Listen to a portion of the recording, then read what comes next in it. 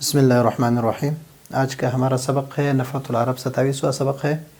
من قال ما لا ينبغي، جس نے کوئی نامناسب بات کہی، سمعا تو اس نے وہ بات سنی، ما لا یشتہی جو وہ ناگوار خاطر ہے اس کے، ایسی بات وہ سنے گا۔ یعنی اگر کوئی نامناسب بات کہے تو ایسی بات سنیں گے جو اس کو پسند نہ ہو۔ یروى ان ابا دلف قصدہ شاعر تمیمی، ایک تمیمی شاعر ان کے پاس آیا، وقال له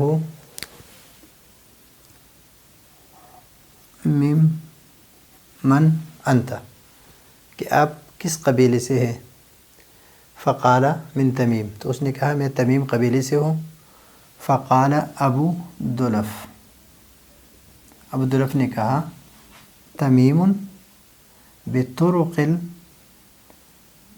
اللؤم اہدی من القطع، کہ تمیم جو ہے وہ ملامت کے راستے پر قطع پرندے سے زیادہ ہدایت پاتے ہیں، یعنی زیادہ تیز چلتے ہیں، کہ ملامت کے راستے پر قطع پرندے سے زیادہ تیز چلتے ہیں۔ وَلَوْ سَلَكَتْ سُبُلَ الْہدایت، اگر یہ ہدایت کے راستوں پر چلے، کون؟ تمیم، ضلت، تو تمیم کے لوگ گمراہ ہو جاتے ہیں، بھٹک جاتے ہیں راستے سے۔ فقال له تمیمی نے ان سے کہا، یہاں پر یا نسبتیہ ہے، نعم، بتلک الہدایت، یعنی اس ہدایت سے، کہ آپ کہہ رہے کہ اگر یہ ہدایت کے راستوں پر چلے تو بھٹک جاتے ہیں، تو میں بھی اس ہدایت کے راستے سے جئت الیک، آپ کے پاس پہنچا ہوں، یعنی میں ہدایت کے راستے پر چل رہا تھا تو بھٹک کر آپ کے پاس غلطی سے پہنچ گیا۔ فافحمہ، تو اس تمیمی نے کس کو خاموش کر دیا؟ ابو دلف کو خاموش کر دیا، یعنی اس کو لاجواب کر دیا، اور اس کو وہ جواب سے عاجز ہو گیا۔ تو یہ ایسے بارے میں ہے کہ اگر یہ ابو دلف یہ بات نہ کہتے تو ان کو یہ بات سننی نہیں پڑتی، لیکن اس نے یہ بات کہی تو اس کو ایسے بات سننی پڑی جو وہ نہیں چاہتا تھا، جو ان کو پسند نہیں ہے۔ ابھی من قال ما لا ينبغي، اکثر عربی میں ہم کہتے ہیں کہ ينبغي لنا ان نطالع وينبغي لنا ان نسمع الدروس لاساتذتنا، تو ينبغي کا لفظ صرف مضارع میں مستعمل ہے، غیر مضارع میں مستعمل نہیں ہے۔ من قال، جس نے کہا، ما، وہ بات، لا ينبغي، جو مناسب نہیں ہے، مناسب نہیں، ایسی بات کہی جو مناسب نہیں، سمع، تو اس نے سنا، ما، وہی بات، لا یشتہی، جو وہ نہیں چاہتے، یعنی ناگوار خاطر، یعنی ان کو ناگوار ہے، یعنی وہ سننا نہیں چاہتے۔ تو اگر نامناسب نہیں، من قال ما لا ينبغي، جس نے نامناسب بات کہی، سمع ما لا یشتہی، تو اس نے ناگوار خاطر بات سنی۔ یہاں پر ینبغی تو میں نے آپ کو بتا دیا کہ یہ صرف مضارع مستعمل ہے، مضارع کے علاوہ کوئی اس سے مستعمل نہیں ہے۔ یہ یشتہی، یہ باب افتعال سے ہے،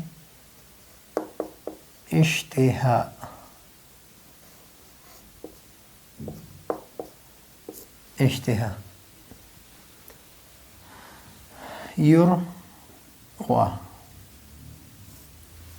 روایت کی جاتی ہے یا بیان کی جاتی ہے، ان ابا، تو یہاں پر الف ہے اور یہ اسماء ستہ مکبر.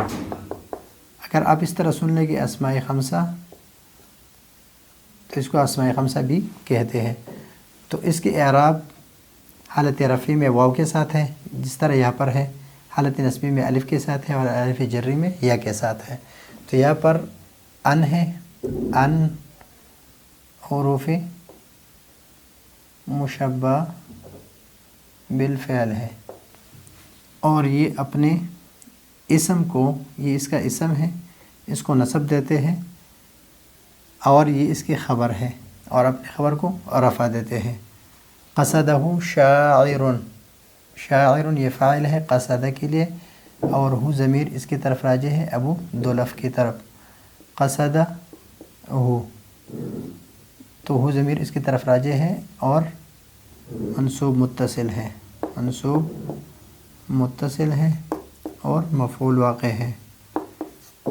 شاعر ایک شاعر، تمیمیٌ، تمیمیٌ یہ اس کے لیے صفت ہے اور اس میں یہ یا جو ہے یہ یا نسبتی ہے، یا نسبتی ہے.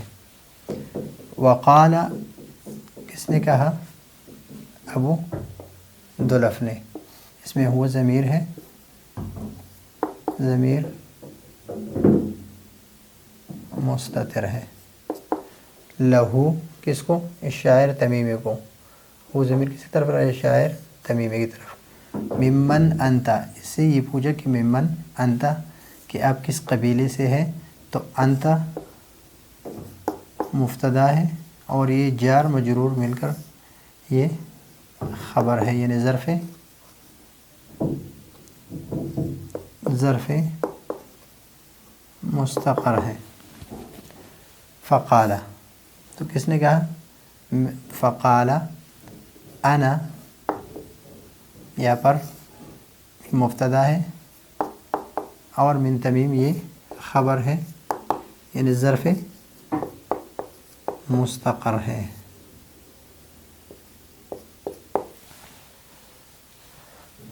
فقال ابو، یہاں پر ابو فاعل ہے، حالت رفعی میں ہے اور اس کی رفع بالواو ہے، رفع بالواو ہے. ابو دلف تمیم، اس نے جب یہ کہا کہ میں تمیم سے ہوں تو اس نے کہا کہ تمیم قبیلہ جو ہے بطرق اللؤم اہدی من القطع. تو بطرق یہ مضاف ہے اور یہ مضاف الیہ ہے اور اس کا معنی ہے طرق، طریق کی جمع ہے اور یہ کمینگی اور ملامت کے راستے پر. اہدا یہ جار مجرور، مضاف الیہ مجرور ہے کس کے لیے؟ حرف جر کے لیے اور یہ متعلق ہے اہدا کے لیے، یعنی متعلق مقدم ہے، متعلق مقدم. اہدا من القطع یہ اس کے لیے متعلق ثانی ہے. تمیم اہدا من القطع تو یہ مبتدا اور یہ اس کے لیے خبر، جار مجرور یہ متعلق اس کے کہ زیادہ تیز چلتے ہیں. یہ قطع جو ہے یہ کبوتر سائز کے ایک پرندہ ہے اور یہ جھنڈ کے شکل میں سفر کرتے ہیں، بہت دور دور تک سفر کرتے ہیں، یہ راستہ نہیں بھولتے. تو ملامت کے راستے پر یہ قطع سے زیادہ تیز چلتے ہیں اور راستہ نہیں بھولتے، بلکہ راستہ ملامت کے راستے یہ ان کے لیے بہت آسان ہے. یہاں پر ولو سلکت سبل الہدایت ظلت، اگر یہ ہدایت کے راستوں پر چلے تو سلکت یہ مؤنث ہے، واحد مؤنث کا صیغہ ہے، واحد مؤنث کا اور ماضی کا صیغہ ہے، اس لیے کہ تمیم یہ قبیلہ ہے. تمیم کیا ہے؟ قبیلہ ہے اور قبیلے جتنی بھی ہے سب مؤنث استعمال ہے. قبیلوں کے نام جتنے بھی ہیں وہ اکثر مؤنث استعمال ہیں. تو یہاں پر وَلَوْ سَلَكَتْ تَمِيمٌ یعنی تمیم قبیلہ اگر چلے. سبل الہدایت سبیل کی جمع ہے راستے. الہدایت ہدایت کے راستوں پر اگر تمیم قبیلہ چلے، اگر ہدایت کا راستہ بھی اختیار کرے، ضلت تو گمراہ ہو جاتے ہیں. ضلت تو گمراہ ہو جاتے ہیں. اس کا مطلب یہ ہے کہ تمیم کے جتنے بھی افراد ہیں، تمیم کے لوگ یہ ہدایت کے راستے پر چل ہی نہیں سکتے، اس لیے کہ اگر وہ ہدایت کے راستے پر بھی چلے تو وہ بھٹک جاتے ہیں. تو جب اس نے یہ بات کہی، یہ ہجوہ، یہ شعر ہجوہ کے طور پر اس نے بیان کیا، تو یہ اس کو ناگوار گزرا، تمیمی کو مناسب نہیں لگا اور ناگوار گزرا. تو وہ فوراً بول پڑا.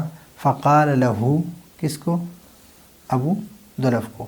التمیمی یہ اس کے لیے فاعل ہے، تمیمی. فقال له التمیمی نعم بتلک الہدایت. یہ با تلک یہ اسم اشارہ ہے اور ہدایت مشار الیہ ہے.